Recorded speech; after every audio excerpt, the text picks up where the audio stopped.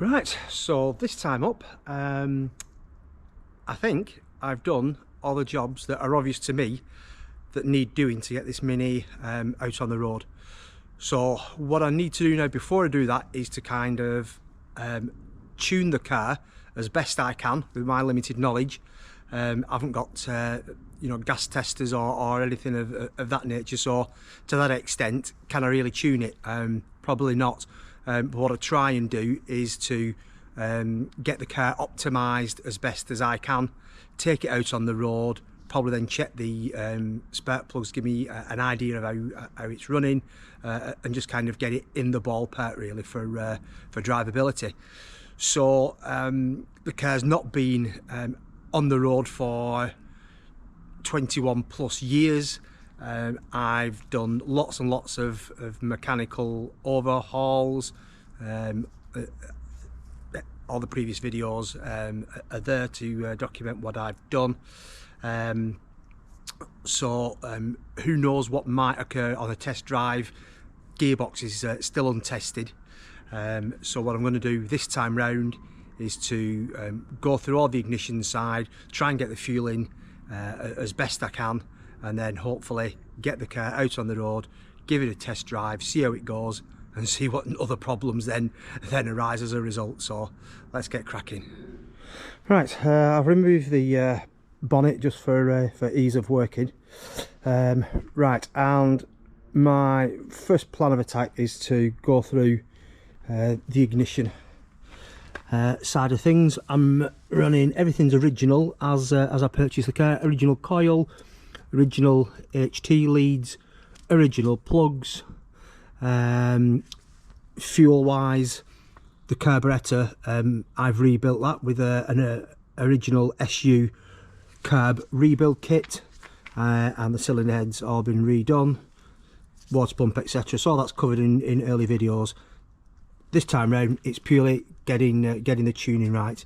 So distributor wise, this being the 1990 RSP, last of the carburetor minis, but fitted with, I believe, the 65D electronic module. There's the electronic module on the side of the distributor. So original distributor cap, original rotor arm. So I'm going to change the serviceable items. The coil's not a serviceable item and it is starting up and running, so unless there are any other issues that lead me to believe there's a problem with the coil stays. But I'm going to service the ignition side first of all. So let's get stuck in and see what we've got. Okay, so where to start first? I suppose original HT leads and plugs. Certainly I'm going to change the plugs. What I'll do is test the leads, see what kind of resistance the leads are giving, and then make a decision whether to change them over or not. So the HT leads, I'm led to believe, are quite unique with regards to them being a unique item on the RSP. So even if I do change these, I will keep them just for originality. Right, so first thing I'm going to do is remove the connections to the coil. I've got two connections on this side, two on this side news to the block, and what I'll do is label them up before I remove them, just so I know where they go and they go back on, to make the job a little bit easier on putting things back together. And there we go, my idiot guide. 1, 2 nearest to the grill, 3, 4 nearest to the block. And I'm not sure whether this is original or not, but it's a Unipart coil.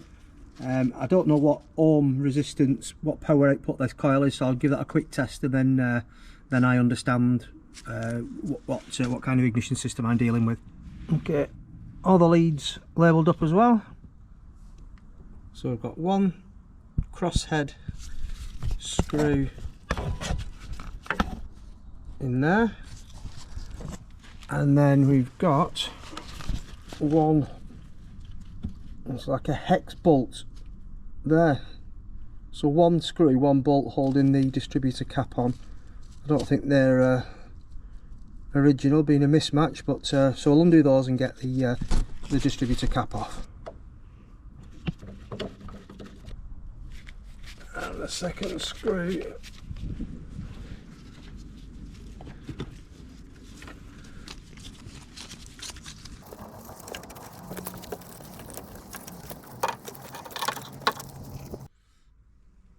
And this is what this distributor looks like. There's a lot of grot in there. So withdraw the rotor out.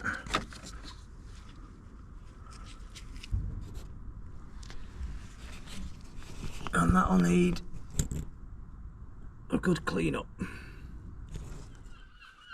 Right, so dizzy cap.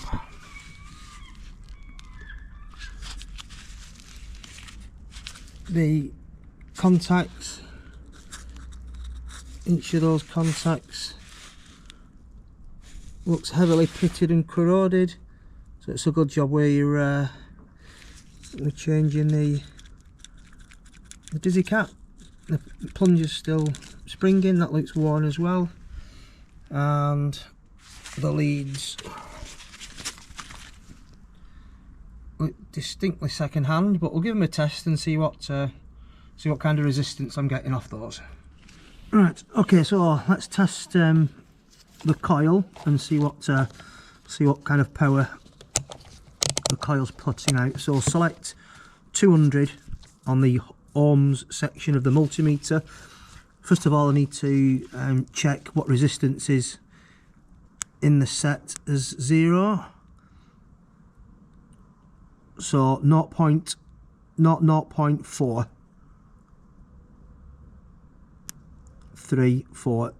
So that's what I need to knock off the reading to understand the reading off the coil.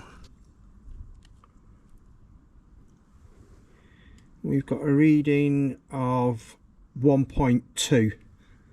So if we take away the 0.4, which was our base setting, then we've got a 0.8 ohm high power coil. So I'm not trying to profess, this is certainly not a how-to tuning video by any means, but my understanding of that is that a 0.8 ohm coil is a high power coil. So that allows me to run, I think, the BP 6 spark plugs with 35 thou plug gaps. So that's what we'll do next. We'll have a look at the spark plugs, but first we'll just kind of have a quick have a look at the leads and see what the leads are up to. Right, so this time to check the leads. Again, using the ohm section of the meter, going to set that to 20k, and then we'll now test the leads and see what kind of resistance we're getting on the leads.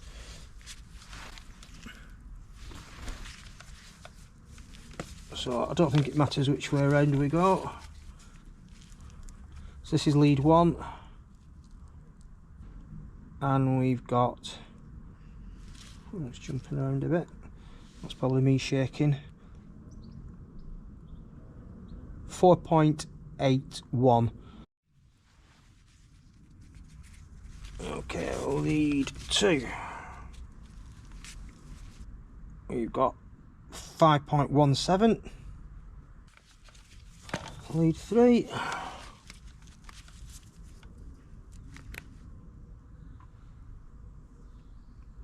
4.14, and lead 4, 4.57. So these are my readings, and they're not too bad, I don't think, but they're not brilliant either. So with those HT lead readings, a while ago, AC Dodd, one of the gurus of tuning the A-series engine, had a live question and answer session, and I asked at that question and answer session, what kind of resistance would you change the leads at? And his answer to that was around 4 or 5, which is where all my leads are. So with AC Dodd's recommendation, I should be changing those leads, but yet when you read the Haynes manual, that says 20, so it's well within the specification of what Haynes say, but clearly I'm going to go with AC Dodd. And if you've not seen any of AC Dodd's videos about tuning the A series, check his channel out. He is the guru, so I'm going to go with his recommendation, and based on those readings I'm going to swap out the HT leads. I've picked up some new HT leads anyway, so what I'll do now is just out of curiosity, I'll just test the new lead and see what they are in comparison. Right, so these are what I'm going to fit from Mini Sport Performance Silicone suppressed HT leads. So we'll test one of these and just kind of see what resistance these are giving us, then we've got a comparator to the ones that we're taking off. And that's 1.29. So 1.29 on the new lead, which is, you know, a quarter of the resistance of some of those others. So clearly that's going to give us more power, less resistance, more power to the more spark to the spark plug. So that's the way we're going to go, so we'll swap those over. Rotor arm, again quite burned and pitted, so again another service item, so we'll replace that as well as the distributor cap and the leads. So I'll take the plugs out and have a see what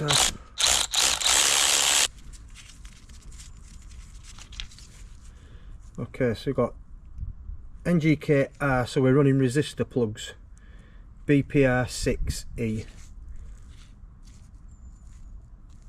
So we'll swap those for non-resistor plugs. So those plugs, they're going to get swapped out because they're 20 years old at least. So the original plugs I've just took out are resistor plugs, which my understanding is that they put some resistance in the system to suppress the electronic frequency so that your radio doesn't get interference, but it also sacrifices some power because it's got more resistance built in. So what I'm going to do is fit non-resistor plugs.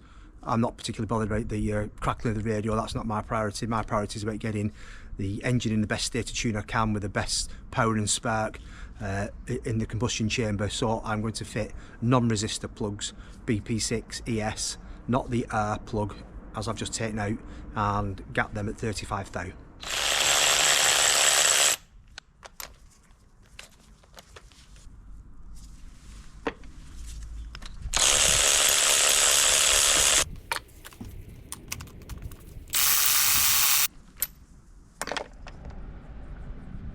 Gapping them 35 thou. Lovely.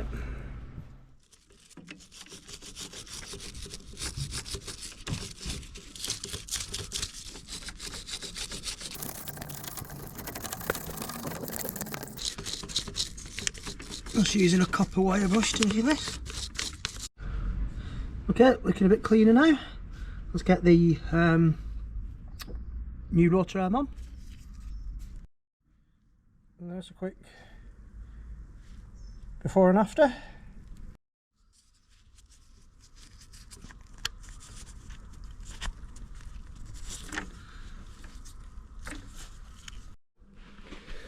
Next, I'll put the new dizzy cap on with new screws as well, so that's nice and even. And again, the dizzy cap can only go on one way because it's got a notch here, the radius there of that bolt hole that protrudes in goes where that cutout is at the bottom, so that's the way that it's orientated. It can only go in one way.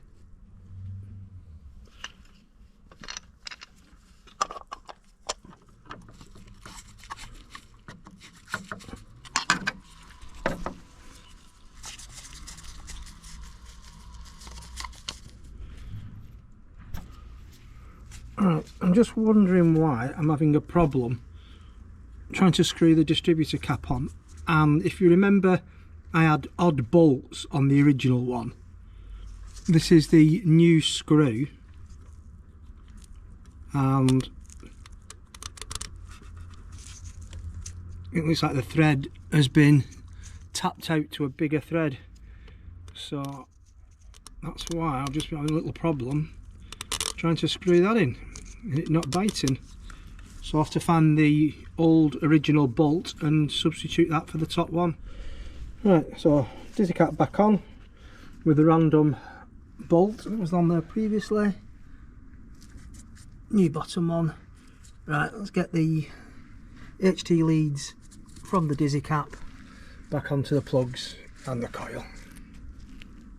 So we'll start with the king lead from the coil.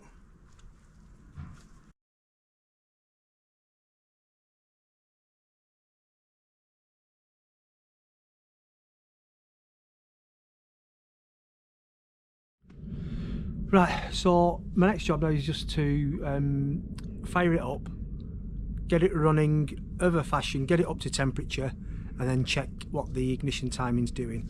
And to do that, what I'm just going to do is just kind of put a white little spot of paint on the bottom crankshaft pulley, just then I can easily see the time and just see what the ignition timing's doing. And I'm going to just put a spot of paint. I want to put a spot of paint on the end of a screwdriver, and the screwdriver is just going to touch that point there on the pulley where there's a little notch cut out right there. Right, so this is my idea. Not sure this is going to work.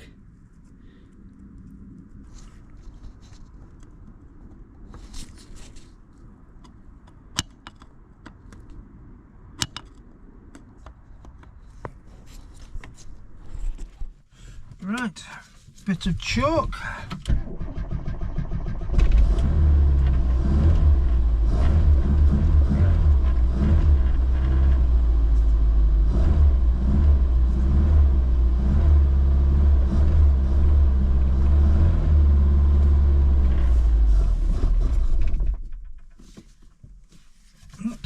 Certainly needs chalk. It doesn't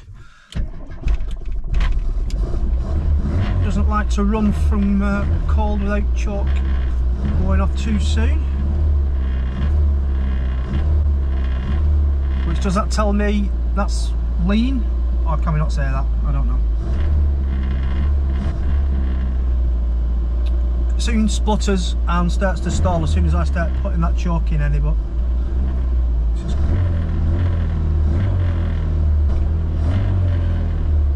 so mixture setting wise, that was done according to AC Dodd's base settings around having the jet level with the bridge inside the carburettor as a starting point, so that's where the mixture is at the moment. But I've no idea what the ignition timing is yet. Want to get the engine to operating temperature before I then try and do the timing.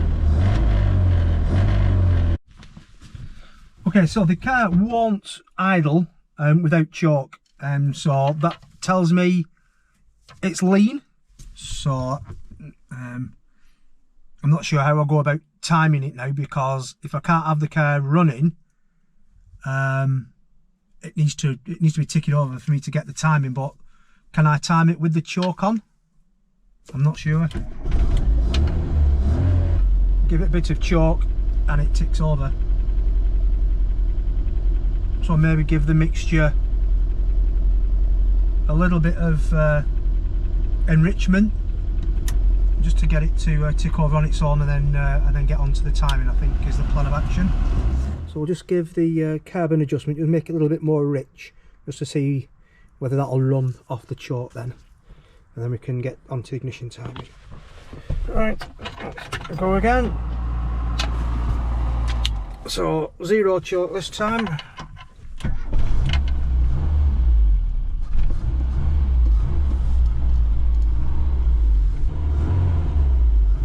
Right, let's try a little bit more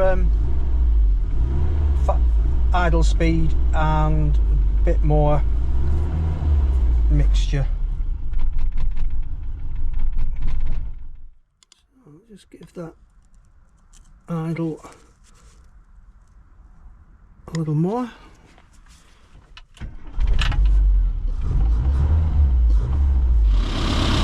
Okay, so let's give it a little bit more fast idle.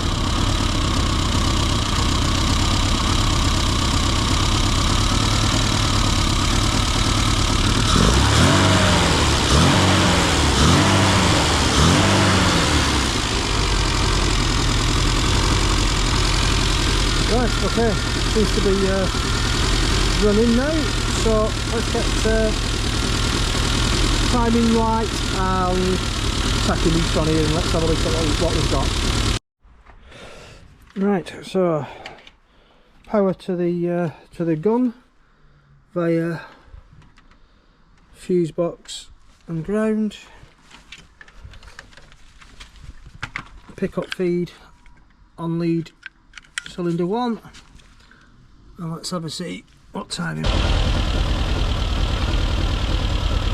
Right, so currently ticking over at, just moving around a bit, but about 1000 RPM. So the Haynes manual says vacuum disconnected, so take the vacuum disconnected, seal the vacuum up, and at 1500 RPM we should have 5 degrees. So let's speed that up.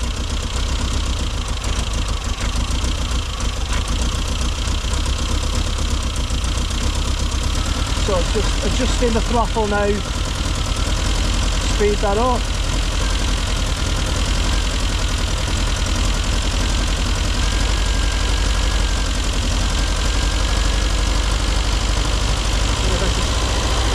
The RPM's really erratic. It's only like 1600, so I'll just back that off a little bit. It's a bit difficult to get a steady reading because that RPM's jumping about.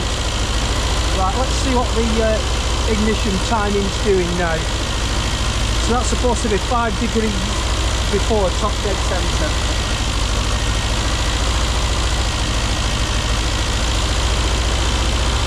Doesn't look too bad. See that or not?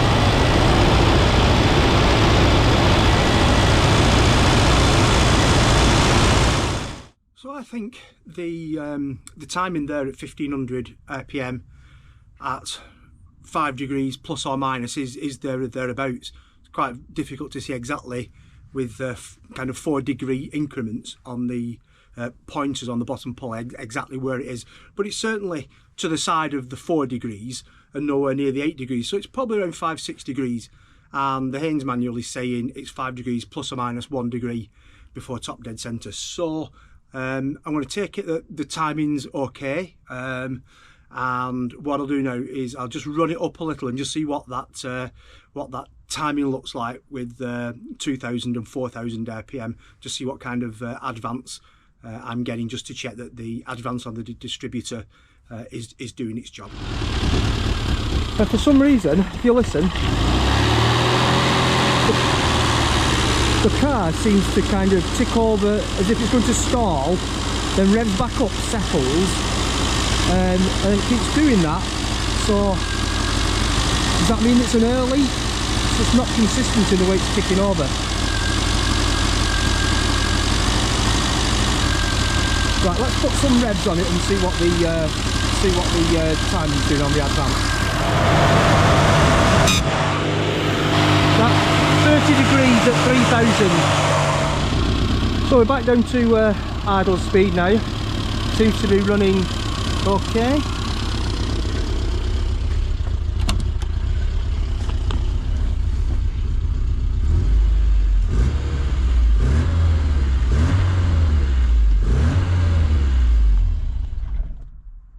He said.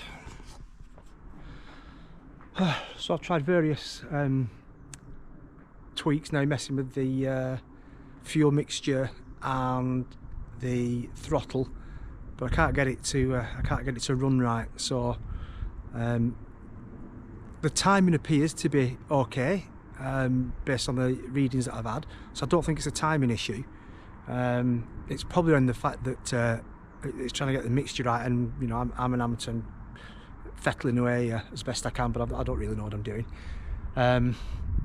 What I have got, well, I've borrowed, is a colortune, a Gunson colortune.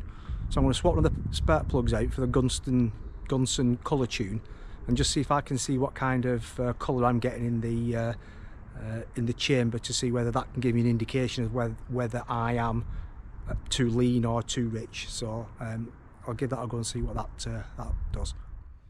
So this is what I've got.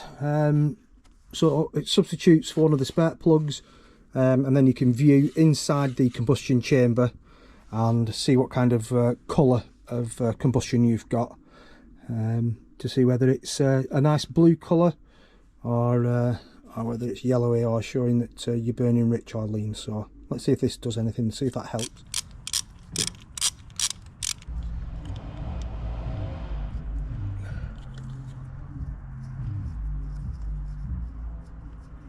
Okay, so it must go through the grooved part. That then lets me up, down, inside. Okay, so connect on.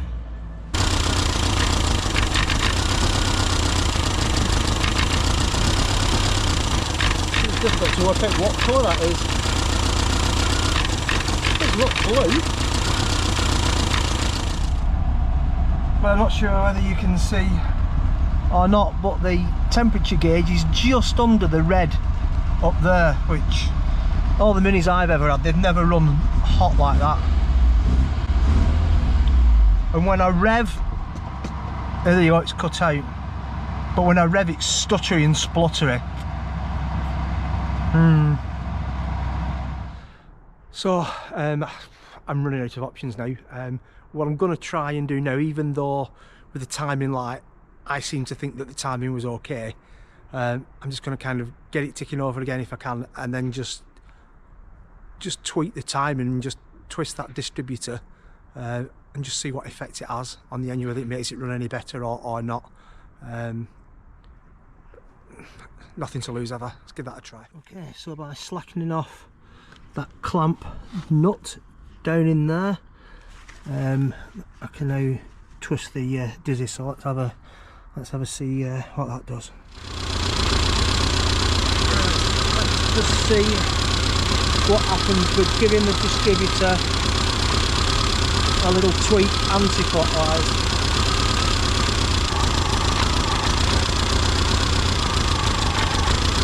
Definitely slow the engine down.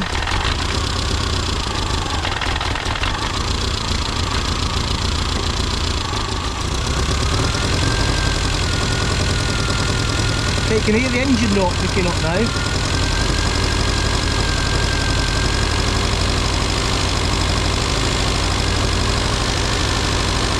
Degrees, which is what it should be. Vacuum disconnected.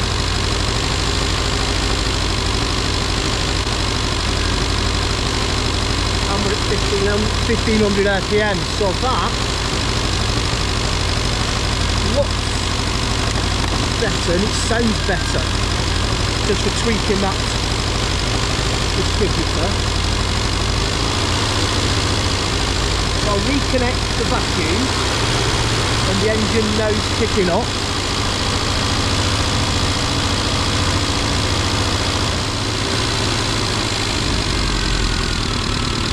And readjust with a timing screw to get the RPM back.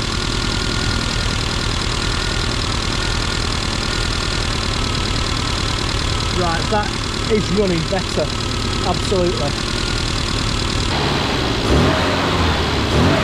That sounds much crisper.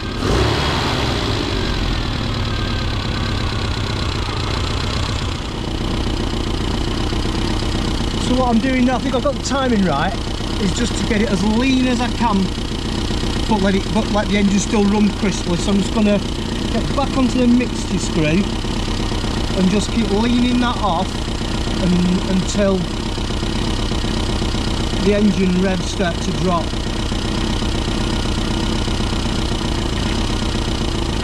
So I'm leaning off.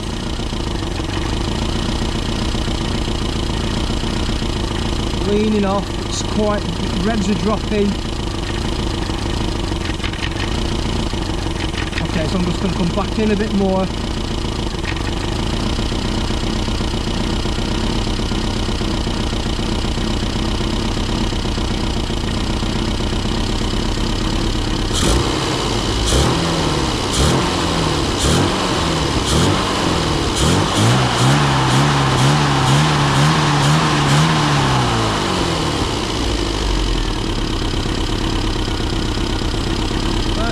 That sounds sweet, I think that is as good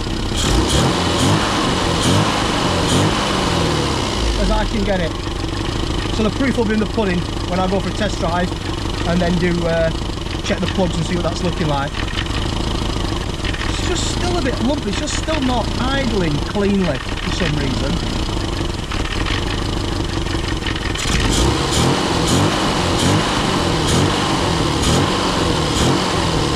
Certainly that tweak of the timing has absolutely made a difference. Right, well, that's been a journey, trying to kind of tune that engine. Obviously I've done some kind of research and reading. My initial thoughts were that the timing was okay. Clearly it wasn't, because despite trying to tune it with the mixture screw, it still wasn't right, coughing, spluttering, and that only got better once I'd gone back and had another look at the timing, and it was out. So that tweak to the timing has made a world of difference. So once I got the timing right, I then just kind of by ear really, and using this little chart that is courtesy of the SU carb parts manual, I adjusted the fueling to try and get it as weak as I could before it started cutting out, which kind of, if you listen to the engine revs, you can hear them drop off. So I'm kind of on the lean side of that plateau of where the revs are at the maximum.